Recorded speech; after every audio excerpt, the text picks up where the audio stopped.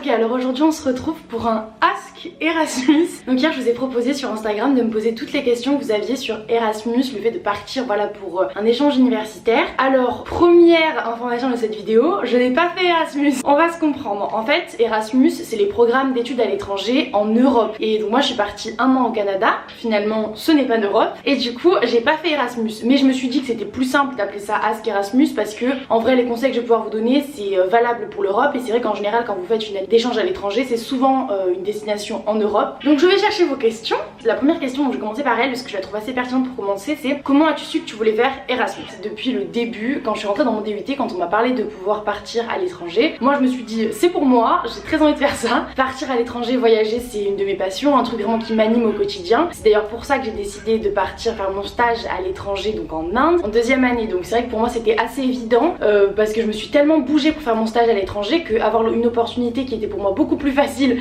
c'était la fac qui s'occupait de tout et qui me trouvait un partenariat. Puis je sais pas, faire ces études à l'étranger pendant un an pour moi c'était un truc de fou, c'était vivre dans un autre pays, enfin c'était vraiment une opportunité qu'on me donnait et j'avais très envie de la saisir. Voilà, c'est parce que je sais aussi que plus tard j'aimerais beaucoup travailler à l'étranger. Alors je sais que voilà, entre les idées que j'ai maintenant et ce qui se passera sûrement plus tard, il y a peut-être un monde, mais c'était aussi pour moi une bonne façon de voir si j'étais capable de m'intégrer dans une autre culture, de gérer le fait d'être loin de mes proches pendant aussi longtemps, parce que je suis pas du tout rentrée en France pendant 9 mois. Voilà, c'était quand même pas rien et du coup je voulais voir comment je réagissais face à ça, si j'arrivais à gérer ou pas et comment je me sentais, et ça s'est très bien passé. Donc ça n'a fait que confirmer mon souhait de partir vivre à l'étranger plus tard et du fait que je m'en sens capable, que ça va bien se passer quoi. On m'a demandé comment tu as été sélectionnée, les entretiens, les notes, ton bulletin. Il y avait une autre question qui rejoignait ça, c'était comment faire un duetti, les IUT les proposent aux étudiants ou choisissent les meilleurs. Donc personnellement j'ai pas eu d'entretien, c'était par rapport en fait à mes bulletins scolaires. Dès que je suis arrivée à l'IUT ils m'ont dit si jamais tu veux pouvoir prétendre postuler à Erasmus, il faut que tu aies au moins 12 de moyenne à chaque semestre. Du coup je me suis dit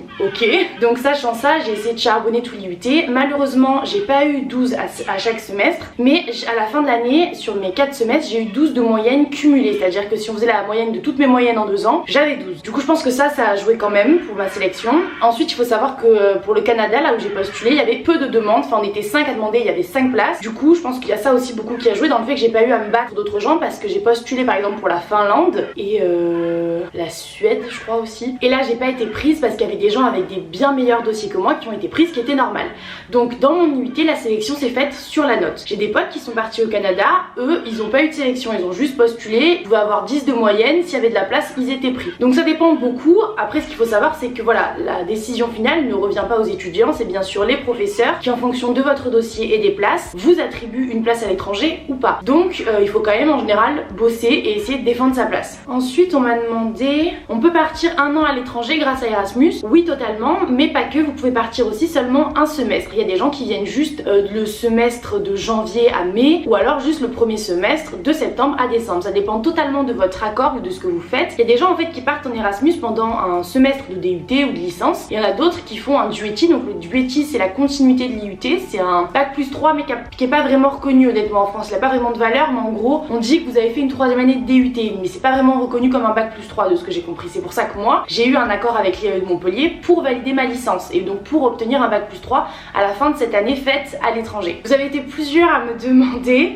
quel budget avais-tu prévu pour ton année, donc globalement. Alors il faut savoir que j'ai dépensé beaucoup d'argent dans l'année. Après j'ai aussi gardé beaucoup d'argent, j'avais prévu plus que ce dont j'ai eu besoin. Je sais qu'en parlant avec des gens, beaucoup de gens, même qui étaient là pour pas du tout autant de temps que moi, avaient prévu à peu près 10 000 euros. Alors ça vous paraît énorme comme ça et je le comprends, mais pourquoi? Parce que déjà un loyer à l'année ça coûte cher. Moi mon loyer n'était pas du tout cher, je payais mon loyer, je vous l'ai déjà dit, c'était 385 euros je crois, donc il faut calculer que je l'ai pris pendant un an puisqu'évidemment on vous demande une caution et donc moi j'ai dû le payer même pour des mois où je suis pas là. Par exemple là je le paye encore, on est en juin et pourtant je suis pas du tout au Canada, mais j'ai pas eu le choix si vous voulez. Quand j'ai fait mon bail c'était un an, donc j'ai payé en tout je crois 3 mois et demi où j'y ai pas été du tout parce que j'ai commencé à payer en juillet l'année dernière ou en juin, un truc comme ça. Donc 385 x 12, j'ai pas rien, je crois que c'est ça, 385 fois, bah ouais, je l'ai payé pendant 11 je pense. Ça fait 4200 € déjà, donc déjà vous vous dites ok.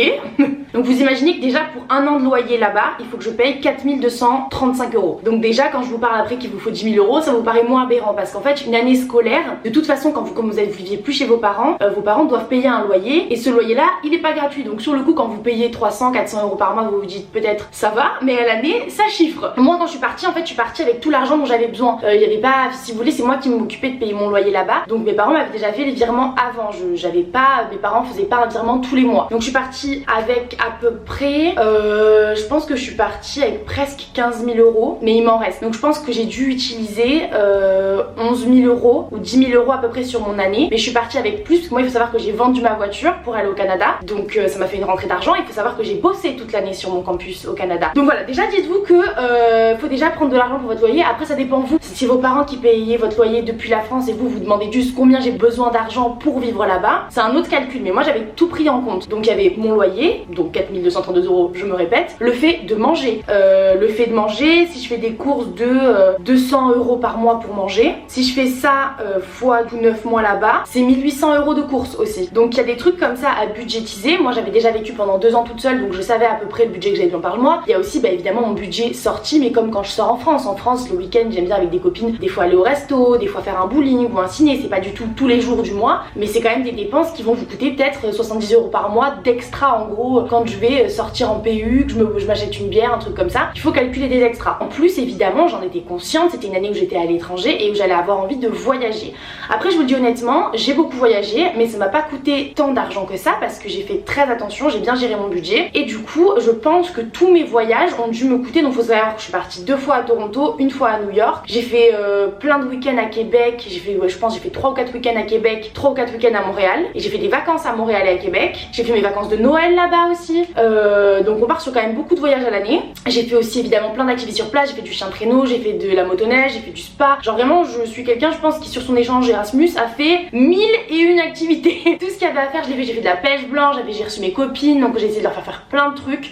Et je pense qu'en activité j'ai dû être à 2500 je pense, activité et voyage hein. Donc je sais que c'est un gros budget, c'est pas du tout, je dis pas que c'est anodin. Vous pouvez bien sûr partir à l'étranger avec un budget de 1000 € de vacances et ce sera déjà très bien. Moi voilà, j'avais travaillé pour, je travaillais à la fac pour me faire de l'argent, pour justement me dire ok je roule pas sur l'or. Mes parents m'ont pas du tout donné de l'argent pour que je parte en voyage hein. Ils m'ont donné de l'argent pour que moi à la base je puisse manger et payer mon loyer, c'est tout, et c'était déjà très bien de leur part. Et moi à côté j'ai vendu ma voiture et j'ai travaillé sur place pour avoir de l'argent pour pouvoir voyager et faire ce que je voulais. Donc voilà, après c'est à vous de voir ce que vous voulez faire. Je sais que j'ai ma coloc Flore, elle avant qu'on parte au Canada a travaillé 2 mois et demi d'arrache-pied à faire peut-être des 40 heures par semaine. Elle s'est tuée pour avoir de l'argent. Je veux pas du tout vous décourager, je sais que c'est des montants énormes et que j'ai pas envie de vous dire que vous pouvez pas y aller si vous avez pas forcément des hauts revenus, parce que on peut très bien y aller en n'ayant pas une somme astronomique au départ et se régaler, parce qu'en vrai rien que partir à l'étranger c'est une expérience de fou. Rien qu'être dans une université étrangère, dans une ville étrangère, c'est trop bien. Après évidemment je vous conseille, si vous avez envie de profiter un max sur place, de pas vous sentir avec des regrets, des remords, de pas avoir l'impression que vous passez à côté de quelque chose, et c'est de bosser avant un max. Moi j'avais pareil, j'avais bossé l'été, voilà, genre si vous pouvez bosser avant ou bosser sur place comme j'ai fait. Mais donc je peux pas vous dire exactement parce que ça dépend du budget de chacun. Je sais que voilà, j'ai des amis qui sont venus pour un semestre, donc 4 mois,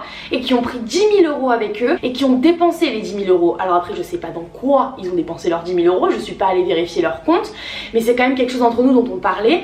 Et donc je sais que voilà, il y a des gens qui avaient quand même pris pas mal d'argent. Après est-ce que tout le monde a dépensé, pas tout dépensé, je ne sais pas. Est-ce que eux avaient inclus leur loyer et leur bouffe dedans, je ne sais pas non plus. Mais je pense que voilà, si vous êtes au lycée c'est un peu flou pour vous, parce que même pour mes parents et moi, je sais avant que je parte de chez mes parents, on savait pas du tout combien j'allais coûter au mois à mes parents. Le fait que j'ai un appart, que je mange, que je fasse un peu des sorties, on savait pas du tout. Et une fois que c'est arrivé, c'est devenu évident. Il faut vous dire que de toute façon, avant de partir en Erasmus, vous aurez sûrement déjà fait 2 ans à la fac ou en IUT, en prépa, et si c'est en dehors de chez vous, vous aurez eu le temps d'évaluer le prix d'un loyer, le prix de vos courses et tout ça. Et donc après il vous suffira juste d'ajouter les billets d'avion qui sont bien sûr pas pris en charge par personne, et de vous calculer le budget voyage sortie que vous voulez faire pendant cette année. Ensuite, donc pour vous soulager un petit peu, et donc on m'a demandé plus précisément pour Chicoutimi, est-ce que j'avais un budget type et tout ça? Je vous le dis, la bouffe ça coûte pas super cher si vous voulez pas super bien manger. En vrai la bouffe au Canada je trouve que c'est assez cher. Moi j'ai pas fait des grosses courses et j'ai acheté pas de la super bouffe pendant un an. J'ai beaucoup mangé de pâtes et c'était pas grave, je préférais faire ça. J'ai mangé quand même des légumes et tout ça, mais c'est vrai que pour bien manger au Canada je trouve que c'est plus cher qu'en France et on était à peu près tous d'accord sur ça. Après le loyer Chicoutimi bah, c'est pas du tout cher parce que c'est une très petite ville au nord du Canada, donc pour je te dis pour 350 €, 400 € t'auras un truc très bien, donc voilà. Les transports en commun pareil c'est pas super cher, il y a une carte de bus au début de l'année que tu peux acheter et tout ça, acheter une voiture c'est pas très cher, donc ce sera pas très cher. Après je peux pas vous dire une fois de plus, c'est très personnel en fait, la dépense de son budget c'est très personnel. On m'a demandé tu as eu le droit à quelle bourse vu que tu étais pas en Europe, bisous bisous. Alors vous avez droit, c'est sûr pas à la bourse Erasmus puisqu'on n'est pas en Europe, mais si jamais vous allez en Europe du coup vous aurez droit à la bourse Erasmus. Moi j'ai eu droit à deux bourses, à la bourse BCI, donc BCI c'est l'accord entre le Canada et la France, donc là j'ai eu une bourse et j'ai eu une bourse avec la bourse de la région, donc c'était une belle bourse. Je sais plus exactement, peut-être je vais essayer de retrouver dans mes comptes, ça va être si loin dans mes comptes. Sachant que la bourse, ce qu'il faut savoir c'est qu'au début de l'année, donc vers octobre on l'a reçue, on a reçu 80% de la bourse et à la fin là je devrais recevoir 20% de mes deux autres bourses aussi. Je vais essayer de vous retrouver le montant de ces bourses là parce qu'il n'y a aucun problème pour que je vous le dise. Par contre moi ce que j'ai reçu c'est pas forcément ce que recevoir vous parce que c'est en fonction du revenu de vos parents et tout, et moi honnêtement mes parents gagnent pas des 1000 et des 100 par mois, du coup j'ai eu de la chance, j'ai été quand même pas mal boursière. Je pense qu'il y a des échelons au-dessus de moi parce que ça va quand même, mes parents ont un salaire fixe et ça va disons, mais quand même j'ai quand même eu une grosse bourse, donc voilà, faut que vous en ayez conscience. Que j'ai gagné moi c'est pas ce que gagne tout le monde en bourse, il y a des gens qui gagnent moins, il y a des gens qui gagnent plus. Je pense être quand même bien placée, j'ai eu beaucoup d'argent de la bourse, j'étais très contente. Alors mon dieu, mais comment je vais faire pour remonter? Je vais remonter jusqu'à octobre là, je peux faire ça sur mon téléphone? Il va que jusqu'au 1er février. Bah je suis désolée, mais je crois que j'ai reçu 2000 € je crois de bourse, et peut-être un peu plus, ouais, donc c'est énorme et croyez-moi quand vous le recevez vous êtes très content. J'ai des copines qui ont reçu 500 €, donc voilà, c'est pour vous dire que c'est pas du tout, ça peut un peu du simple au triple hein, si vous voulez. Donc j'ai des copines qui ont reçu 500 €, moi 2000 avec les deux bourses hein, je crois que c'était 1000 et 1000 les bourses. Peut-être qu'il y en avait une qui était un peu plus importante, mais je veux pas vous dire de bêtises, donc je préfère vous dire un montant un peu plus bas que trop haut. Mais voilà, il y a quand même espoir si jamais vous avez besoin de l'été, la bourse vous aide quand même et c'est super. Donc donc ça c'est vraiment une chance pour les bourses. Et du coup les bourses Erasmus, moi je les connais pas, mais je pense qu'elles doivent être équivalentes à celles que j'ai eues. Je pense que c'est kiff au niveau des bourses. Mais pour les bourses il faut vraiment vous renseigner au cas par cas parce que ça change tellement suivant votre profil, l'argent que gagnent vos parents, que c'est vraiment pas quelque chose qui est applicable à tout le monde. Alors ensuite je vais prendre un peu les questions dans l'ordre. On m'a demandé comment trouver un logement bien et pas cher. Donc ça j'ai déjà fait un peu une vidéo pour Chicoutimi spécialisée sur comment un peu j'ai fait. Sur Chicoutimi comment j'ai fait, il y a sur le site de la fac en fait, faut que vous renseigner souvent, l'université avait mis des offres de particuliers sur le site de l'université pour aider les étudiants à trouver un logement. Nous tout bêtement on a feuilleté ça, on n'est pas allé plus loin, on a chopé un ou deux, on a envoyé des mails, on en a pris un, c'était fini. Donc ça c'était plutôt simple. Après ce que je vous conseille c'est les groupes Facebook et l'équivalent du Bon Coin dans le pays où vous allez. Je sais que par exemple au Canada c'est Kijiji qui est l'équivalent du Bon Coin et donc dessus il y a des offres de logement qui sont plutôt pas mal, faut regarder, appeler, envoyer des mails et vous renseigner. Et sinon essayez d'intégrer, bah voilà comme je vous dis, des groupes d'expatriés, des groupes étudiants dans votre future université pour envoyer des messages, pour vous renseigner. Il y a souvent des particuliers qui déposent des offres sur ces groupes. Donc voilà, alors on m'a demandé as-tu pris un forfait de téléphone canadien? Absolument pas. C'est beaucoup trop cher les forfaits canadiens, c'est genre très vite 70 $, donc 50 balles pour rien hein. Voilà, t'as 20 minutes d'appel, 2 gigas et c'est fini. Donc c'est vraiment pas idéal comme forfait, donc non je n'ai pas pris de forfait canadien, j'ai pris comme tous les français SFR Red ou Free parce qu'il y a des super offres. SFR Red, il y a un forfait à 15,90 € je crois, ou 15 € tout court, avec 15 gigas quand vous êtes là-bas, plus appel illimité je crois vers la France, les États-Unis et le Canada, donc emballé c'est pesé. Et le forfait Free doit être aussi très bien,